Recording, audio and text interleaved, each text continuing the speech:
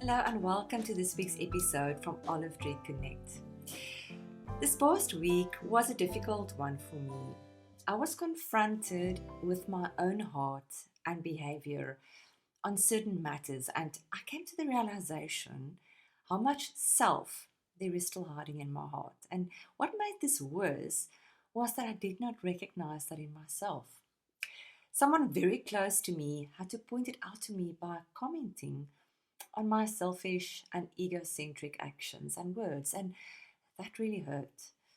My first reaction was, of course, to justify my behavior, but later that night, when I was doing some serious self examination, I realized that it was indeed true. I did act very selfishly, and I felt very condemned by how much hurt my words and my actions actually caused the other person. Not a great feeling at all. So I thought it fitting to make the topic of this week's video how to get over myself. Selfishness can be sneaky because it's a sin that we easily can tolerate because it may seem as not as scandalous or maybe not as embarrassing as any other sins. Psalm 101 verse 4 reads, "I will reject all selfishness and stay away from evil." So the Bible tells us to reject all selfishness, and rejection means to actively say no to something. The truth is that when our lives are full of self sins, like self consumption, self pity, self righteousness, or selfish ambition, people around us won't feel loved, even if we try to say nice or religious words. As the poet Ralph Waldo Emerson once said, "Your actions speak so loud, I can't hear what you say."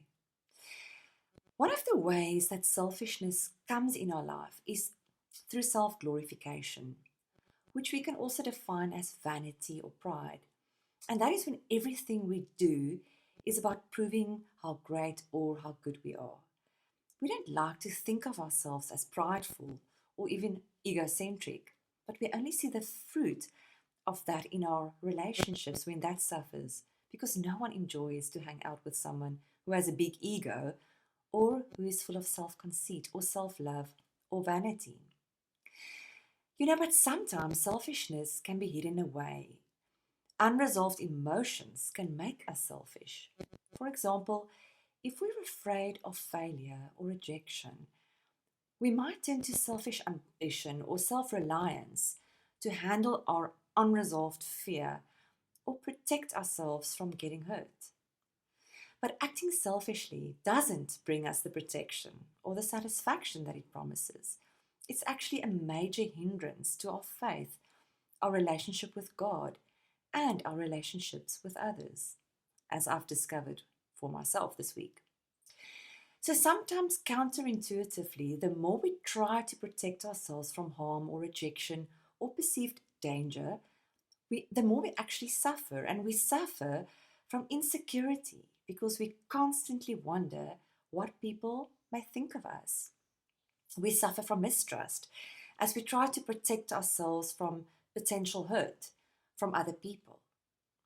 And selfishness can also make us feel stressed as we rely on our own strength to do things and not on God's strength and what He can do through us.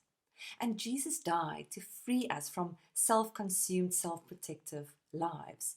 2 Corinthians 5 verse 15 reads, "And He died for all, so that all those who live would no longer live for themselves, but for Him who died and was raised for their sake."